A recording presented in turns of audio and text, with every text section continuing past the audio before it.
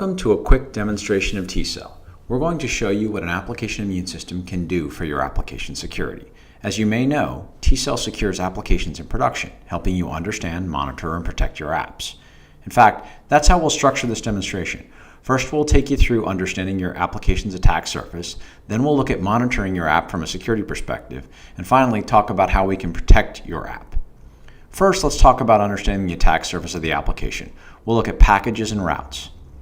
Here you see packages. Packages focuses on the third-party libraries your application uses, which are current, out of date, mismatched, or have specific vulnerabilities associated with them. This enables you to mitigate or accept the risk associated with your software mix. The other part of the attack surface is the app itself, the routes or API endpoints that make up the application. Note that these refer to a specific chunk of code, not a URL. These are a primitive to tCell as we look at traffic and activity. This is how you can tell that a certain route is orphaned or seeing attacks or something like that. Which brings us to the second piece of the demo, monitoring. With tCell, because we're in-app, we have more context associated with the events we see. Here you see our app firewall dashboard, which would be pretty familiar to those of you who have used a web application firewall in the past. Server-side signatures, unusual request or response sizes, errors, etc. But it's not enough to say there's a specific issue with a single transaction in isolation. That will have your team chasing a lot of false positives. The important piece of this is due to our in-app instrumentation, tCell lets you know where there is a successful attack, not just a random attempt. Take a look here at cross-site scripting. Sure, anybody can implement a server-side signature for XSS and tell you that attackers are trying cross-site scripting on you.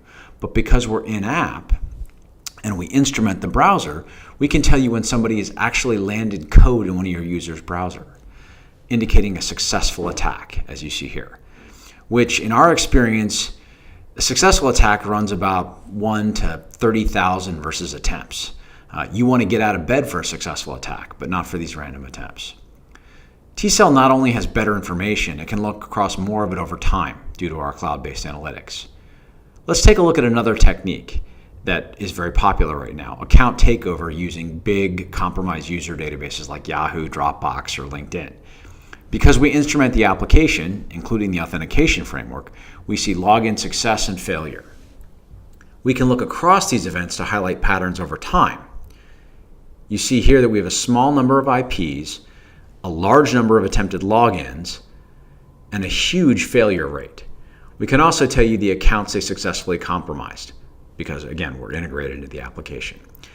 Taking that benefit of cloud-based analytics further, we can look at suspicious actors. These are folks that have exhibited a variety of suspicious behaviors, as you see here, which if you looked at them individually wouldn't merit examination, but in aggregate is highly unusual and looks like something you should investigate. Finally, the active protections that tCell can deploy include blocking these attackers, either all traffic or just the dodgy stuff, and implementing content security policy. First, likely report only with CSP while learning what external services the application uses, then block mode once you have it locked down. Note that content security policy is standards-based, browser-enforced, a whitelist, and therefore highly effective at eliminating the potential for cross-site scripting.